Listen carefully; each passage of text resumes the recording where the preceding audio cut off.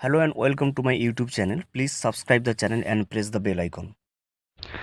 100 দিনের কাজের টাকা কেন্দ্র সরকার কবে দেবে সেই নিয়ে গুরুত্বপূর্ণ একটা আপডেট চলে এসেছে।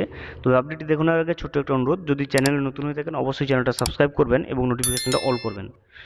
দেখুন, কেন্দ্রের 100 দিনের কাজের টাকা বন্ধ হওয়ায় রাজ্যের গরিব মানুষের জীবন জীবিকায় কিন্তু চরম সংকট সৃষ্টি হয়েছে।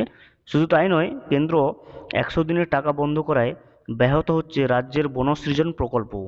বিধানসভায় এই বিস্তারিত পরিসংখ্যান দিয়েছেন বনমন্ত্রী বীরবাহা হাঁসদা। বনমন্ত্রী জানান, আগে 100 দিনের কাজের সঙ্গে যারা যুক্ত ছিলেন তাদের মাধ্যমে গাছ রক্ষণাবেক্ষণ করা হতো, কিন্তু 100 দিনের কাজ বন্ধ হয়ে যাওয়ায় সেই কাজে কিন্তু সমস্যা হচ্ছে। এতে এই কাজ পরিচর্যার কিন্তু সমস্যা হচ্ছে। তার কথায় 100 দিনের কাজের টাকা যারা পেতেন তাদের মাধ্যমেই কিন্তু গাছ রোপণ এবং পরিচর্যা করা হতো। কেন্দ্র সেই টাকা বন্ধ করছে, সে কারণে সমস্যা হচ্ছে। মন্ত্রী জানিয়েছেন, সে কারণেই মুখ্যমন্ত্রী মমতার স্বপ্নকে বাস্তবায়িত করার জন্য জনপ্রতিনিধিদেরকে কিন্তু এগিয়ে আসতে হবে। তিনি আরও জানিয়েছেন যে একদিন গাছ রোপণ করে তার ছবি তুলে সমাজ মাধ্যমে কিন্তু দিলে চলবে না। এই প্রবণতা থেকে কিন্তু বেরিয়ে আসতে হবে সকলকে। 14 থেকে 20 জুলাই পর্যন্ত ছিল অরণ্য সপ্তাহ। এই সপ্তাহে রাজ্যের 294 জন বিধায়ককেই চারা গাছ দেওয়ার সিদ্ধান্ত নেয় বন দপ্তরে।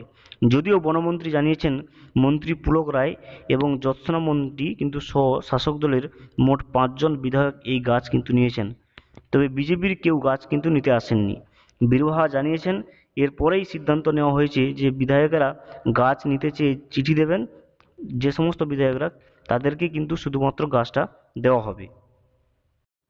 Thank you for watching. Please subscribe the channel and press the bell icon.